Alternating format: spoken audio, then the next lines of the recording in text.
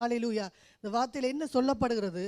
தீர்க்கதரிசியுடைய புத்திரன் ஒருவனுக்கு மனைவியாக இருந்த ஒரு ஸ்திரீ எலிசாவை பார்த்து, உமது அடியானாகிய என் புருஷன் இறந்து போனான், உமது அடியான் கர்த்தருக்கு பயந்து நடந்தான் என்பதை அறிவீர். என்ன செய்கிறானாம்?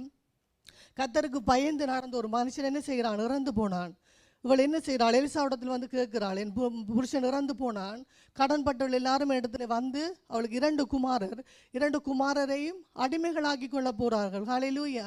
அப்போ அந்த தாய்க்கு எவ்வளோ வேதனையாக இருக்கும். தகப்பன் புருஷன் இறந்து போனான், அந்த பிள்ளைகளை அடிமைகளாக்கி கொள்ள போகிறார்கள். ஆனால் அந்த தகப்பன் என்ன செய்திருக்கிறான்? கர்த்தருக்கு பயந்து நடந்தான். ஹல்லேலூயா. அவள் கர்த்தருக்கு பயந்து அந்த தகப்பன் நடந்தது நிமித்தம் இவள் எலிசாவை சந்திக்கிற ஒரு சூழ்நிலை ஏற்படுகிறேன். எலிசா செய்த அற்புதங்களை அவள் நிச்சயம் அவருடைய வாழ்க்கையிலே கேள்விப்பட்டிருப்பாள் நான் நம்புகிறேன். ஹல்லேலூயா. அவள் சொல்லுகிறாள், அப்போ எலிசா கேட்கிறாள், உன்னிடத்தில் என்ன இருக்கிறது? இவள் சொல்லுவா, என்னிடத்தில் ஒரு குடம் எண்ணெய் இல்லாமல் வேறு ஒன்றும் என்னிடத்தில் இல்லை என்று. அவள் சொல்ல, உன்னிடத்தில் எல்லா பாத்திரங்களையும் கொண்டு வந்து அந்த எண்ணெயை நிரப்பு. கர்த்தர் என்ன செய்கிறார்? அந்த ஸ்திரியை ஆசீர்வதிக்கிறார். எதனாலே ஆசீர்வதிக்கிறார்?